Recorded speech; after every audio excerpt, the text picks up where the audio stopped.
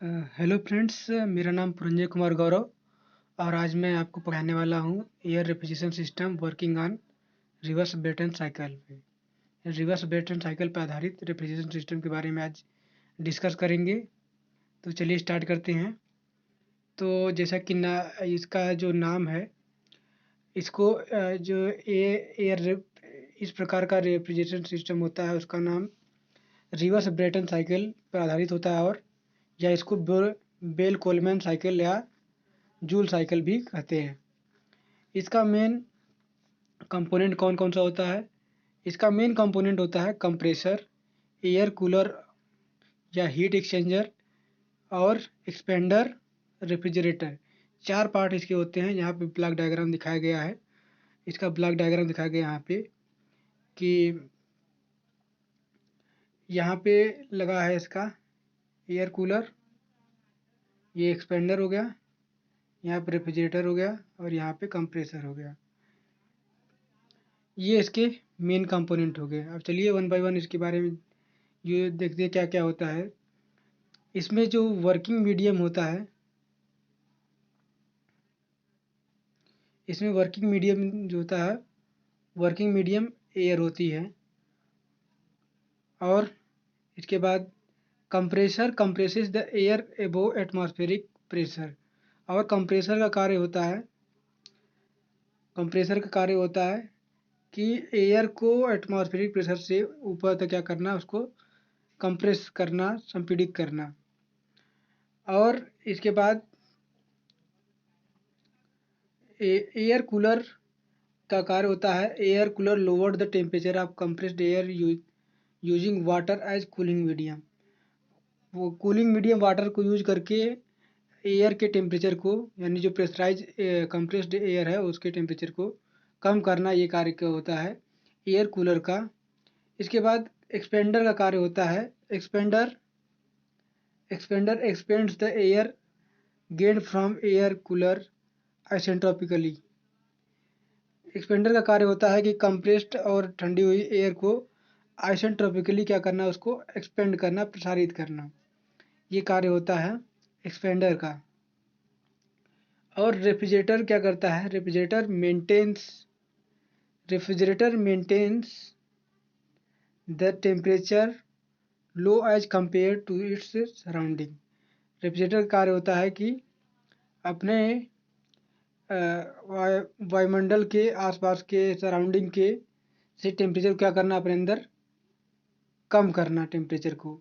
यानी कि आप सराउंडिंग के टेम्परेचर से रेफ्रिजरेटर का टेम्परेचर क्या होना चाहिए, कम होना चाहिए।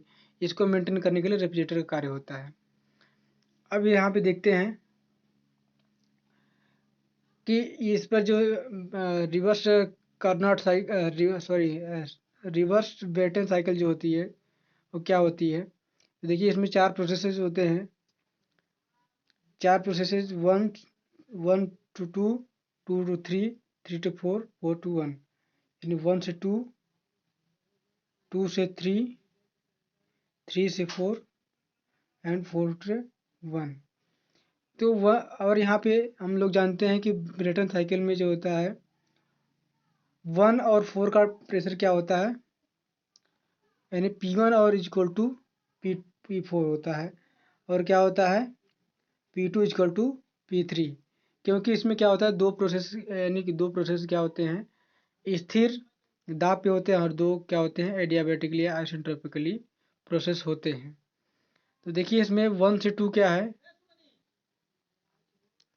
वन से टू आइसेंट्रोपिकली, यानी आइसेंट्रोपिक क्या होता है, एक्सपेंशन होता है वन से टू।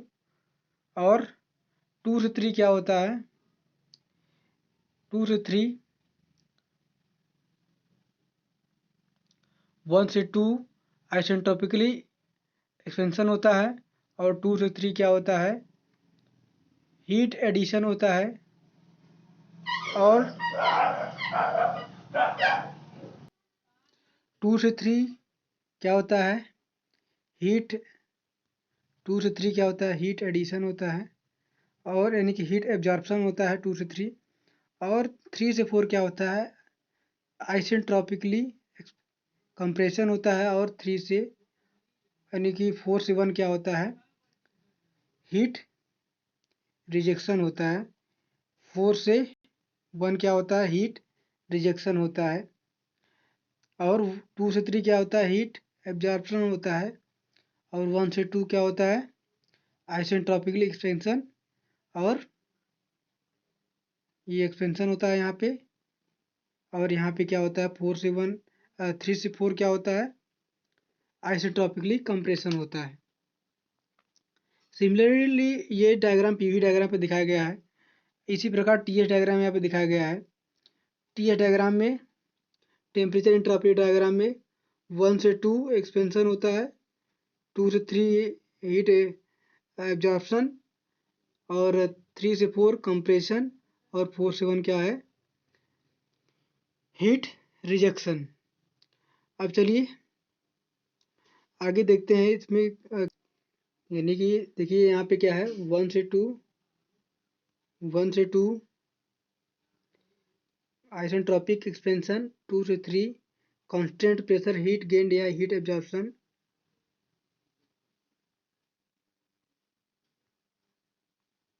और 3 से 4 क्या होता है, आइसेंट्रोपिक कंप्रेशन होता है, और 4 से 1 कांस्टेंट प्रेशर हीट रिजेक्शन। ये 4 प्रोसेसेस होते हैं। और consider mkg of mass use in this system. माने कि यहाँ पे इसमें इस सिस्टम में m किलोग्राम मास द्रव्यमान यूज हो रहा है रेफ्रिजरेशन के लिए। तो हीट एब्जॉर्प्शन इन रेफ्रिजरेटर कितना हो जाएगा, हीट एडेड हो जाएगा mCp T3 माइनस T2 हो जाएगा। और हीट चूँकि हमारा क्या है, यही था हमारा पीवी डायग्राम में,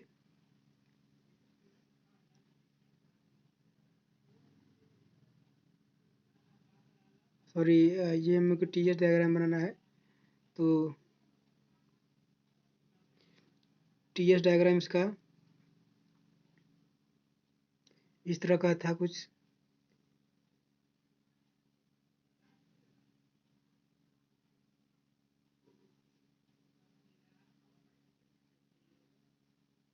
इस तरह था कुछ।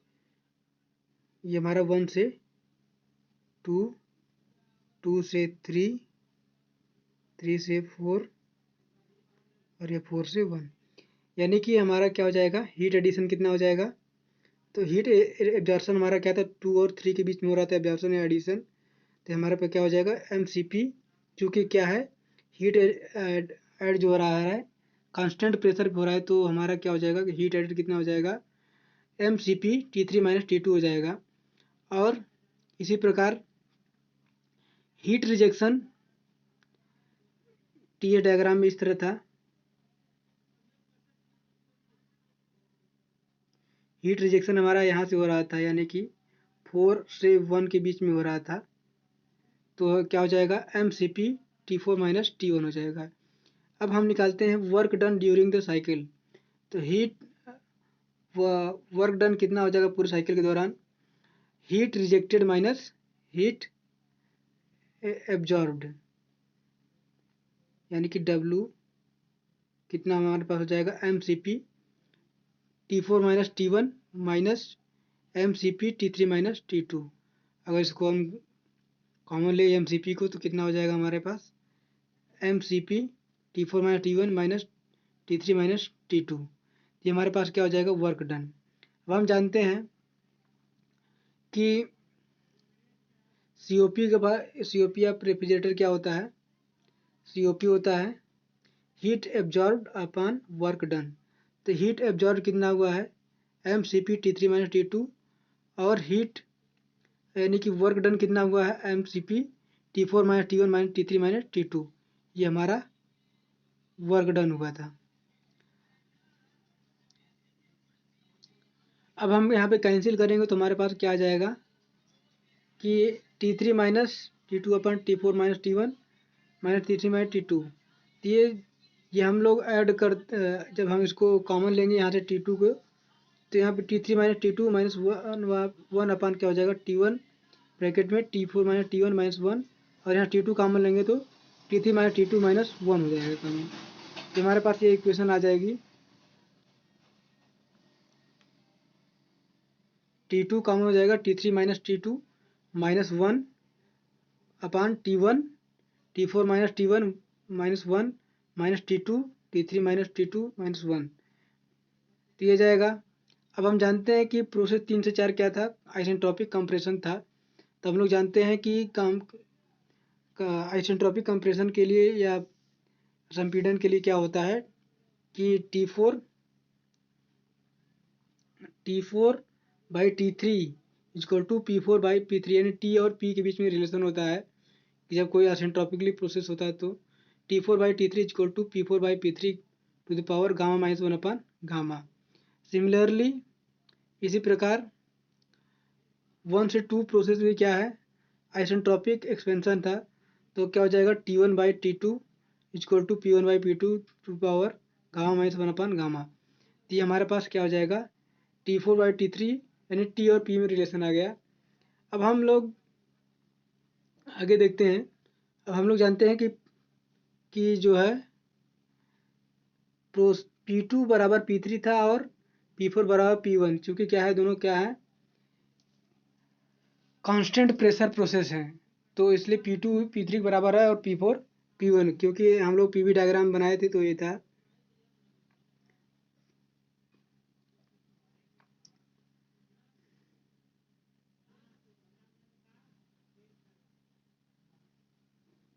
सॉरी, इस तरह था।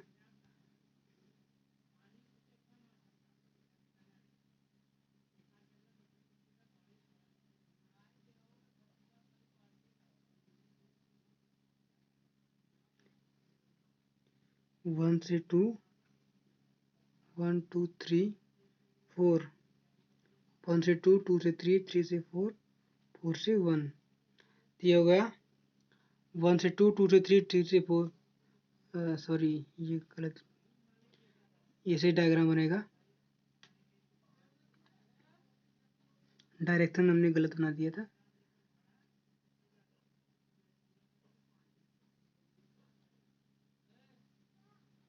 ये हमारा P है और ये क्या है V है। तो यहाँ 1 2 3 4, 1 से 2, 2 से 3, 3 से 4, 4 से 1। और यहाँ पे क्या था कि ये कोई चूँकि क्या है 2 से 3 क्या है कांस्टेंट प्रेशर प्रोसेस है, तो P2 बराबर क्या हो जाएगा P3, और इसी प्रकार P1 और P4 क्या है कांस्टेंट प्रेशर पे है, तो P1 बराबर P4 हो जाएगा। तो इस प्रकार हमारे पास जो आ जाएगा समीकरण T T4 by T3 equal to T1 by T2 और T4 by T1 equal to T3 by T2 हो जाएगा। अब COP निकालेंगे तो हमारे पास क्या आ जाएगा, COP इक्वल टू हो जाएगा COP equal to T2 by T1 minus T2, उसको सॉल्व करने पे। और हम लोग जानते हैं कि T1 बाई T2 माइनस 1 को हम लोग क्या लिख सकते हैं P1 by P2 power gamma minus 1 upon gamma. तो हम सॉल्व करेंगे तो हमारे पास क्या आ जाएगा 1 अपान P1 by P2 power gamma minus 1 upon gamma minus 1, ये हो जाएगा हमारे पास। इसके बाद P4 बाई P3 या P4 by P3 equal to P1 by P2 equal to RP, यानी कि एक्सपेंशन या कंप्रेशन रेशियो RP कहते हैं। तो इसकी जगह हम लोग को क्या RP रिप्लेस कर देंगे तो क्या हो जाएगा हमारे पास COP इक्वल टू हो जाएगा 1 अपान RP power gamma minus 1 upon gamma minus 1, ये हमारे पास क्या आ जाएगा समीकरण आ जाएगा। अब देखिए आगे इसके कुछ इस एयर रेफ्रिजरेशन सिस्टम के क्या होते हैं, कुछ मेरिट्स होती हैं यानी लाभ होते हैं, कुछ इसके नुकसान भी होते हैं। तो क्या क्या लाभ हैं इसके देख लेते हैं, मेरिट्स क्या क्या इसकी हैं। तो इसमें देखिए no risk of fire as in the machine using NH3, यानी कि जो रेफ्रिजरेशन मशीन जिसमें NH3 यूज हो रहा है उसकी कंपेरिजन में ये क्या होता है कोई भी रिस्क नहीं होता है। It is cheaper because uses air as refrigerant, इसमें एयर रेफ्रिजरेंट यूज किया जाता है, इसलिए इसमें यह क्या होता है सस्ता होता है। Air refrigeration system per ton of refrigeration is quite low, यानी इसका जो एयर रेफ्रिजरेशन पर टन क्या होता है वो काफ़ी कम होता है। यानी कि इसका air refrigeration system per ton, 1 ton के लिए जो इसकी रेफ्रिजरेशन रिक्वायरमेंट होती है वो क्या होती है, कम होती है। इसकी क्या होती है डीमेरिट क्या है, डीमेरिट सीओपी क्या होता है, काफ़ी कम होता है अन्य सिस्टम के कंपेरिजन में। और क्या होता है the weight of air required to be circulated in more, इसमें अधिक मात्रा में एयर की आवश्यकता पड़ती है, इसका क्या है डीमेरिट है।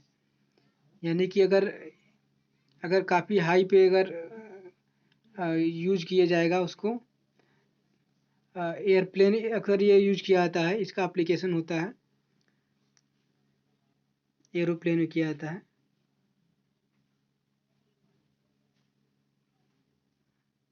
और इसलिए